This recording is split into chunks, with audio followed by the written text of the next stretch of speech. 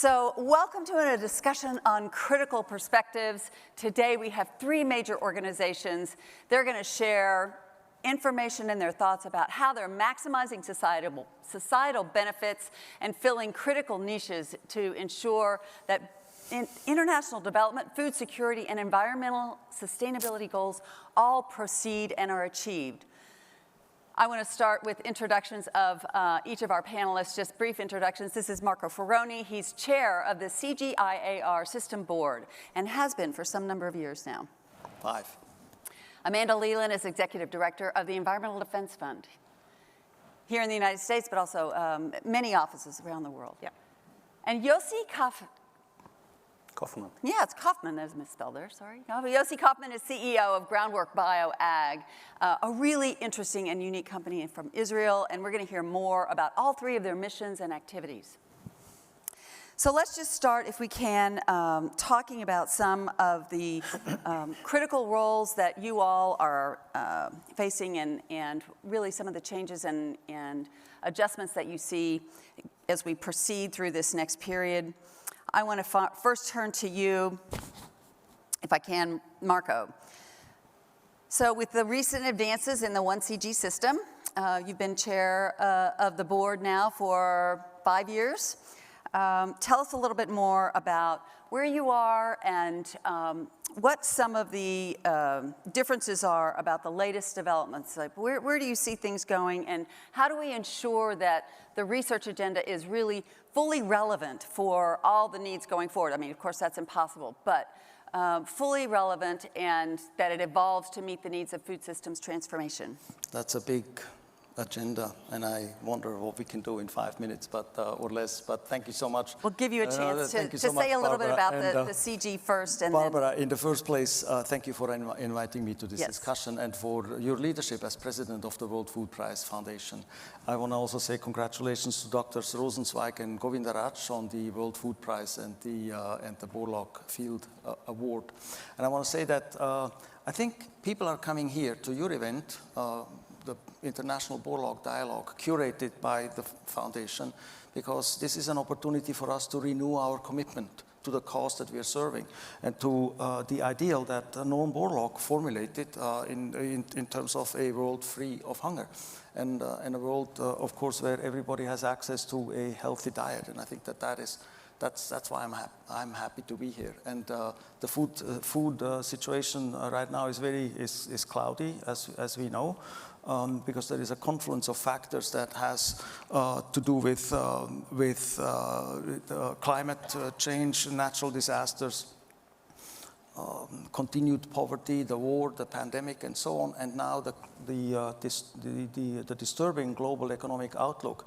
At the World Bank IMF meetings last week, the talk was all about fertilizer, energy, and food shocks, high inflation, unmanageable debt, and reduced, essentially, growth projections, and that is a toxic situation from the perspective of food availability, let alone nutritious diet availability on the part of low-income people, and not only in poor countries. So CGIAR is prepared to work on this in terms of a crisis response. We're developing the analytics that guide policy in the short run, offering soil fertility solutions for resilience to fertilizer shocks and disseminating improved varieties on an accelerated basis for vulnerable groups. And this response is effective in the short run, but of course at the same time we are committed to the long run with a people and planet vision. A vision that says that everybody should have access to enough food and healthy diets, and a vision that wants outcomes in everything we do, out of everything we do that are four in nature, healthy, equitable, resilient, and sustainable.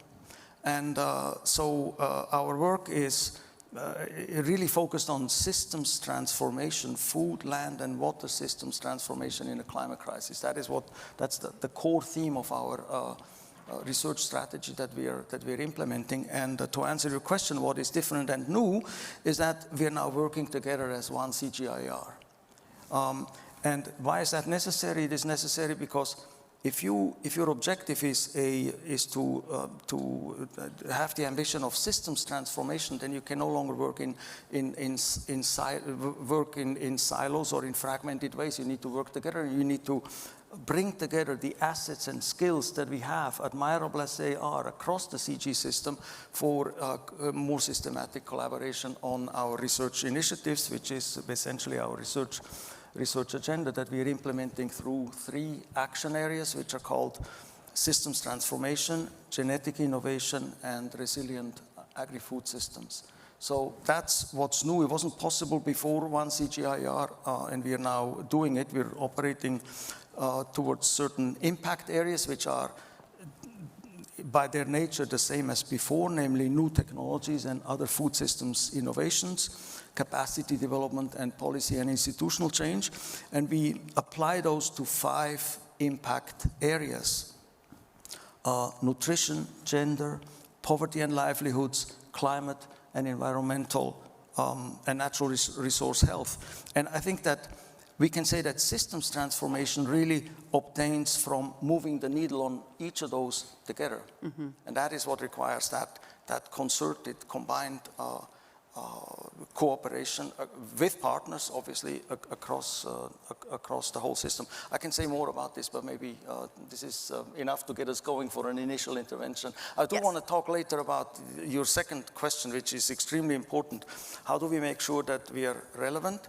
And I would like to explain at some point, if there is time, how that turns around the notion of partnership, essentially, as well as what we call innovative, inclusive innovation. And there's a big discussion going on in our organization right now with respect to what that means and how we operationalize it, how inclusive innovation affects leadership and puts new demands on leadership, and of course also on organizational competencies. Great. Yes, we'll return. We'll definitely return and talk more about relevancy. I'm going to tell us a little bit more about your work and some of the main features that you'd like to describe today. Sure. Thank you, Barbara. Thank you for inviting EDF to be here today. Environmental Defense Fund is the organization where I call home and have for 18 years now. And our mission is to ensure a vital earth for everyone. With partners around the world, we go big on the solutions that are going to help people thrive given climate impacts that we're already experiencing today and those that are yet to come. So one of our partners is Scott Henry. Scott is a farmer who lives less than an hour away from where we are today. And Scott's farm was decimated by a big storm that came through Iowa a couple years ago. For those of you who are from here, you might remember that. His crops were flattened, his grain facility was ripped apart. Needless to say that Scott is facing the climate challenge head on. And he's not doing this, just from a disaster management strategy. He's doing this in his business too. So Scott is a farmer who's leading the way on climate-smart agricultural practices. He is reducing his fertilizer use and really getting targeted about it. He is changing his tillage. He is improving soil health by having cover crops. All of these things make a difference. And he's not doing it because it's a good thing to do. And he's certainly not doing it because someone like me or one of my several colleagues who I'm looking at in the room told him it's a good thing to do. He's doing it because it's good for his business. And that is so important. And it's not just here where that's happening. So another partner named Sunil Jaiswal, who lives in Bihar, India, works with us. He also is at the leading edge of adopting climate-smart practices in India, similarly seeing the benefit to his productivity and his family business. His 4-acre plot has been ravaged by floods and droughts. And he too is looking to improve his use of fertilizer. He's moving towards much smarter water management, reducing tillage with his wheat crop. These are the success stories and the really significant moves that can move the needle and give us hope for what's to come. So as an environmentalist, you probably thought I'd get up here and talk about all the doom and gloom. I think we've actually heard a lot of that already, so I'm going to skip the doom and gloom and stick with the hope message. And in the hope that Dr. Cynthia Rosenzweig talks about and her research supports about how collective action gives us the power to change the future. That is why we're here, and that's why we do the work we do. It is time for transformative action on food systems so that we can provide for equity, for nutrition, and for climate benefits. We need to support farmers and fishers because they bear deep responsibility in feeding all of us, right? They bear that responsibility, and we need to do what we can to support them through this transition because the world is chaotic, and it's getting more chaotic every day, and the world population continues to surge. Moving to climate-smart practices requires time, and it requires money. It doesn't happen on its own. It actually takes a lot of hard work. So we need to value nutrition, and we need to value climate benefits alongside valuing yield and productivity. That is a really important step that we need to make. We need to continue to deepen science and innovation because real-time information can actually help farmers and fishers, those that produce the food that we eat, be able to adapt in real time and produce that food. That is a really important way for us to for them to continue to feed all of us. And I want to give a shout out. Sorry, well I have one more second. At 5:45 today, there is a side event. My colleagues at EDF will be launching a new report around climate-proofing U.S. agriculture with some really important and specific information around what that's going to look like in the next decade here in Iowa and a few other U.S. states. There's a lot to be done, and there's a ton to build from, and I'm excited, and this is the first time I've got to meet my esteemed colleagues today. I'm excited to have the conversation with them, and I'm really glad that you all joined us. Thank you. Thank you. Thank you so much. Let's turn to you, Yossi. You're coming to us from Israel. Tell us more about the company and what you've been able to mobilize, and a little bit about your plans. So Borlaug Dialogue is a bio company. We produce and develop mycorrhizal inoculants. Mycorrhiza is the main fungi in healthy soils. Many bacteria work in synergy with the mycorrhiza, so we call it the queen of biologicals. It's the center of the rhizosphere. And we have solved the main challenges in mycorrhiza, which are production, a high volume production of mycorrhiza, and we decided in 2014 that we'll bring mycorrhiza to mainstream agriculture. Why? Because the money is there, but also the impact is there. And I think that they are highly connected. So we have built a global presence. We are operating in all of the large agricultural markets, including India, Brazil, the US, China, Ukraine, South Africa, etc. Now, what we are trying to do is we are trying to help solve the main problems related to climate change. With the mycorrhiza, with our products, it's possible to produce more food on less acres, but through yield increase, it's possible to sequester carbon in a permanent way, in mainstream agriculture, which will have a huge impact. It's possible to cope chronic drought much better, which is also related to climate change. And it's also possible to reduce fertilizers, especially phosphorus, in a significant way, up to 50%, and by that, preserving soil health, reducing soil and water contamination, and obviously reducing the carbon footprint. So this is what we do. We took upon ourselves a huge challenge. We are a startup, a small company, but, well, we are on a mission.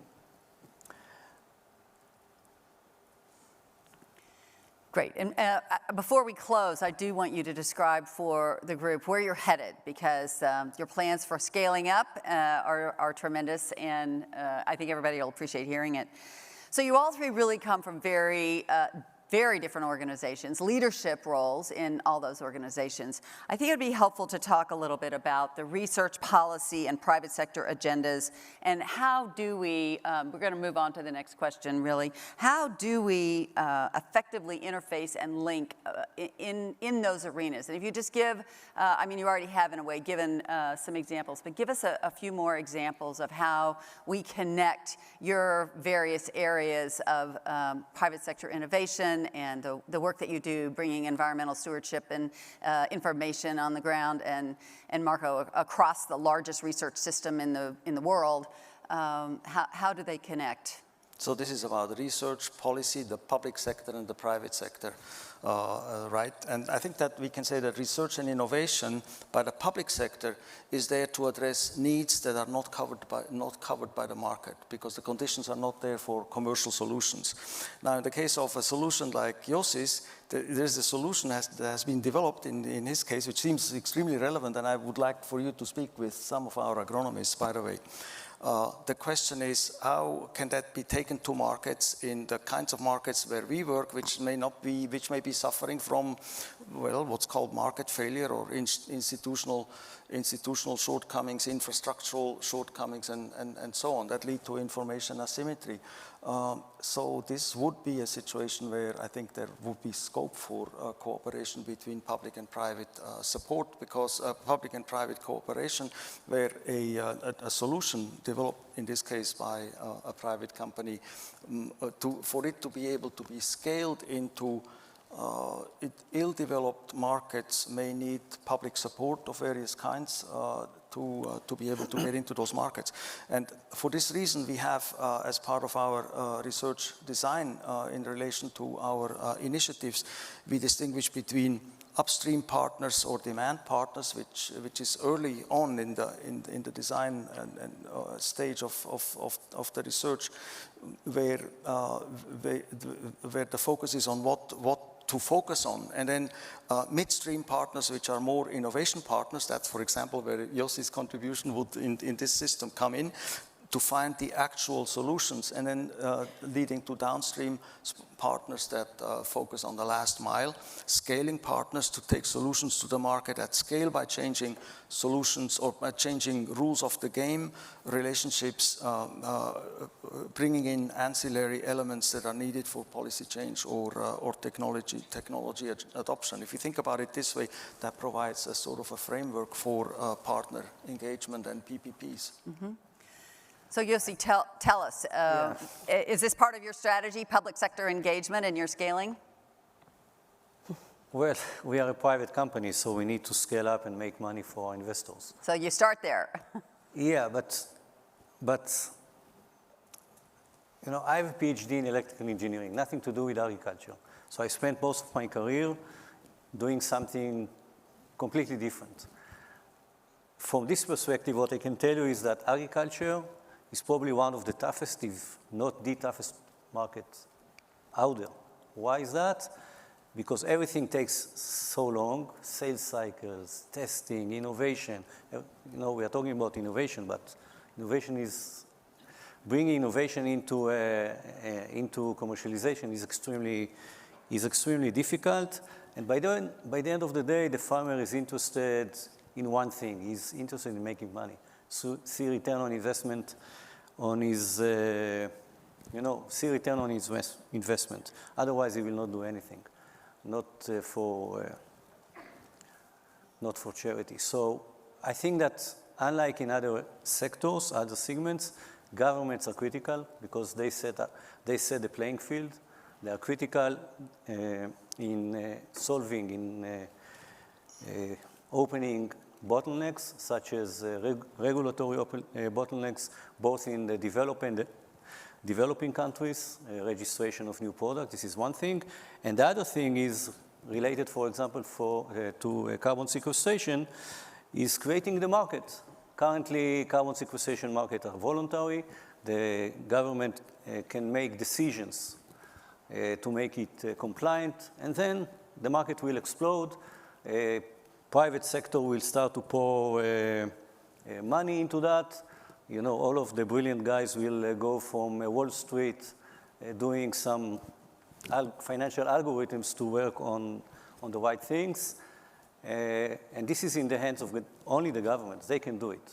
And you can take an example from renewable energy, solar photovoltaic. This is exactly what happened. Germany started, the US followed, and the Chinese decided that they will take upon themselves the production.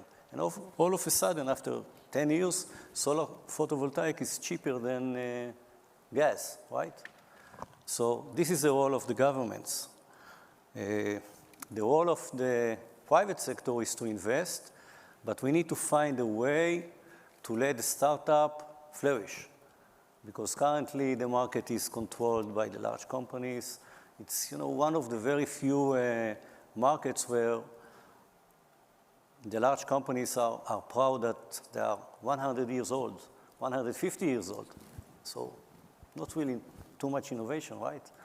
Google was founded 25 years. DuPont Pioneer was founded, 100 years, 150 years?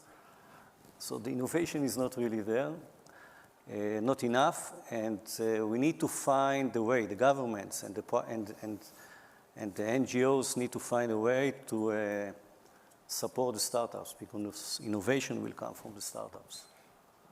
So this is my view on the things. Thank you. Thank you for sharing that perspective. Amanda, do you have some follow-on? I do, and I love how easily you made the PV story, the photovoltaic story, just play out. I had a company in PV, so it's easy for me. Yeah, well, okay. These things are hard, right? We're trying to change systems, and systems change is really hard, and it requires everybody at the table. So in my view, lasting change, durable change, happens when you have partnerships, when you're leveraging what the private sector, the public sector, the civil society, and government can bring to bear. And for sure, government has a big role in setting policy frameworks and sort of in guiding the rest of the system to the place where it needs to go. I think in particular, government has a role in driving towards just and equitable outcomes, right? There's an outsized importance there. And when I tell people are shocked, and this is not going to be news to those of you in the room, but people are always shocked when I say that already globally we produce 1.5 times the food we need to feed the planet, and yet still almost 1 billion people are hungry and malnourished, right? Like, why is that? What's happening there? These are the kinds of system improvements that government can help move towards. We do need to shift local, national, and international policy so that there's value in, so that climate benefits and nutrition are valued alongside yield. I think that is an important place for government to have a role. We also, I think, need to see governments lift up the importance of blue and aquatic foods in addressing hunger and malnutrition. A lot of the people around the world who are most vulnerable to climate change rely on fish for a significant portion of their diet and their livelihoods. We need to see more of that integrated into the policy frameworks. And government obviously has a huge role in financing the transition. So the recently adopted Inflation Reduction Act in the United States provides $20 billion for incentive payments to move towards climate-smart agriculture. That is a major shot in the arm, and will have lasting impacts, I hope, if it's put to good use. Reauthorization of the Farm Bill next year is another huge opportunity here in the United States to reduce methane emissions from livestock, which is super important, and to shift how insurance and loan programs support that transition to climate-smart agriculture. So these are really important opportunities that we have right now to really change the terms of the debate.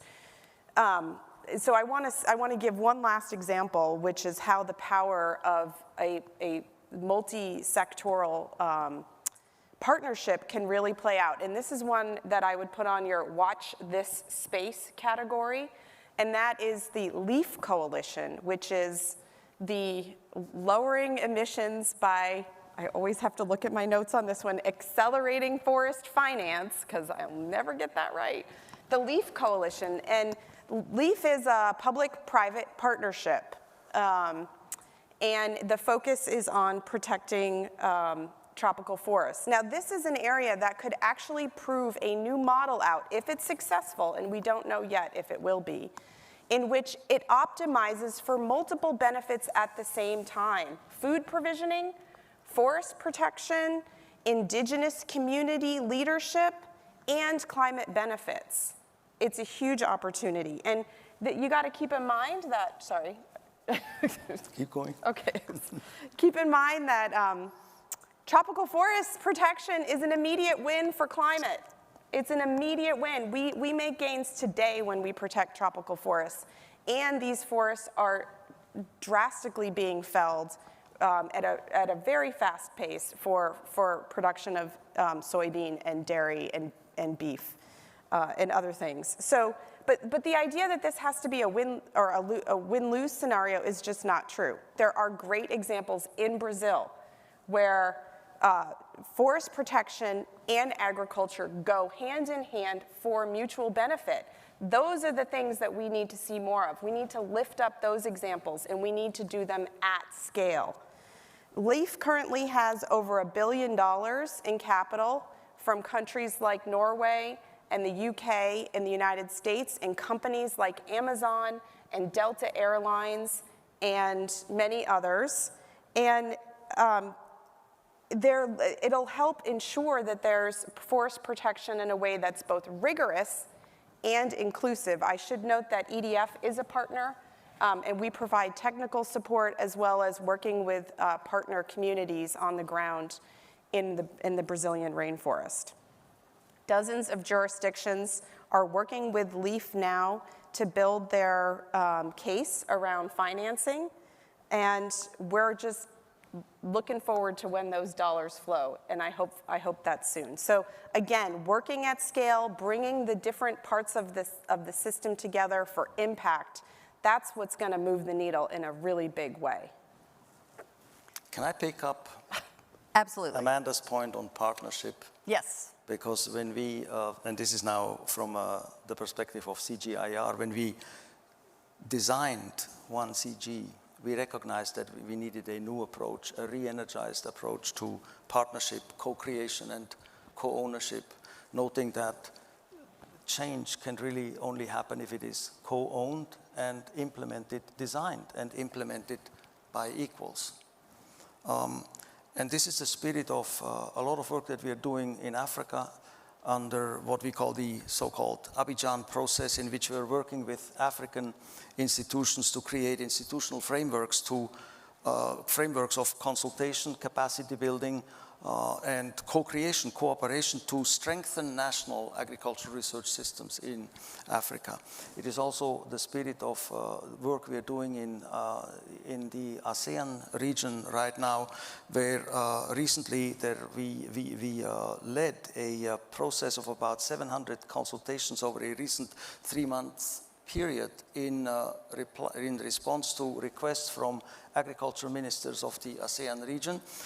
These were consultations that involved large segments of stakeholders, from farmer groups to governments to private companies, community organizations, and so on, with one objective: to develop and to discuss the potential templates that would go into work towards food systems transformation in each of those member states, according to a set of about a dozen principles, different dimensions for food systems transformation. And I could go on, giving you more examples from Siwana, South Asia, Latin America, and so on. We created in CGIAR, as part of our new organization,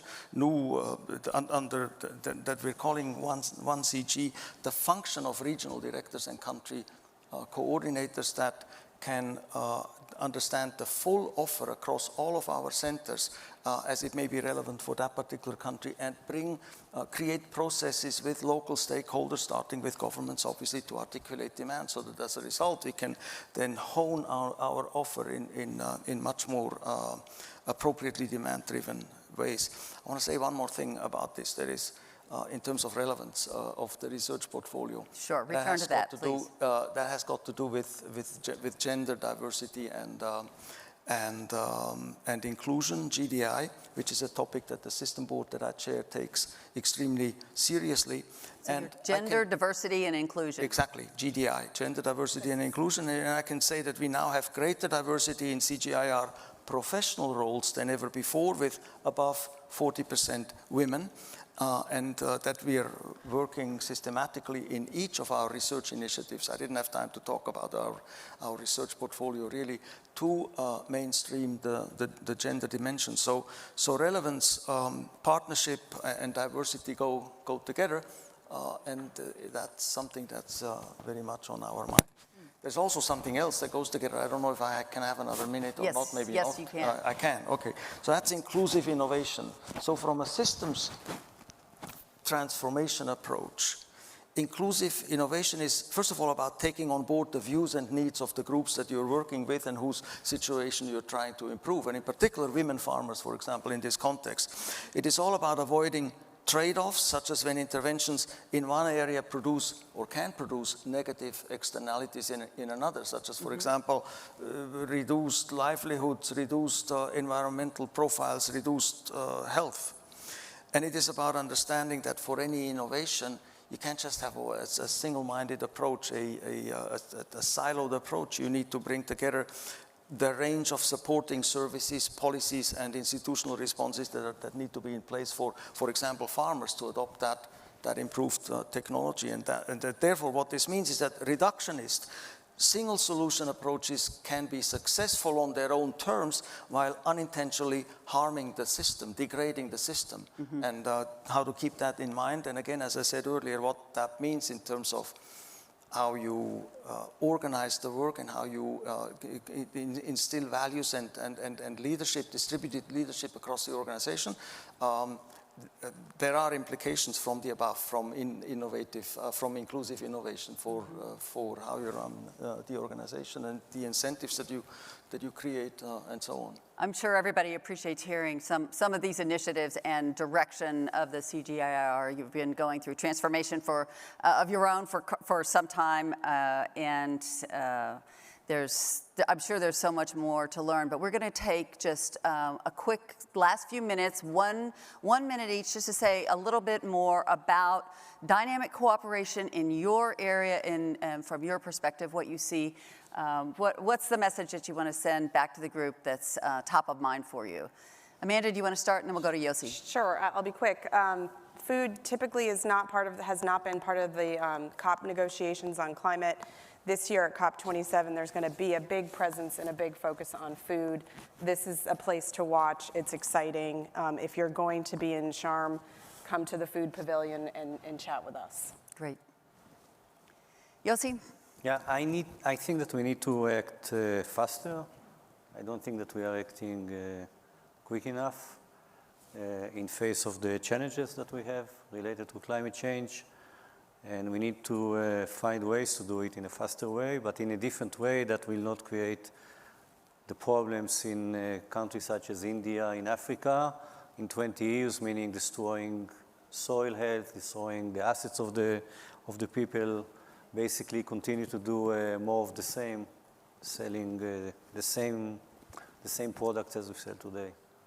So if I'm hearing you correctly, you're really on board, you're saying faster. We need to act much faster. Yep, much faster. Yeah. Acceleration. Too much discussions around 2050 instead of 2030. Right now. Marco, we'll give you the last word. So, well, thank you so much. So I heartily agree with Yossi. Acceleration is the name of the game because of the food security threats that are out there that we have all heard about in this conference. So to me, the main means to achieve that progress, including acceleration, is partnership. Obviously, it requires science and research cooperation to establish scientific consensus on what the options are. Inclusive processes to take on board the views of marginalized and vulnerable groups, and a focus on implementation as we bundle interventions across technology domain, institutional change, capacity building, policy change, and so on. That's bundling. Getting that right is a question of organization and implementation, not only analysis. And those are important elements that need to be brought together for the purpose of being able to accelerate solutions. Wonderful, thank you. Thank you. Well, we appreciate your coming, your preparation, your perspective, and I know folks will be looking to try to connect with you. Do attend the breakout session coming up later, okay. The side event later this evening. And thanks to all of you. This session is closing, and we'll be moving into breakout sessions here shortly. Thank you. Thank you very much.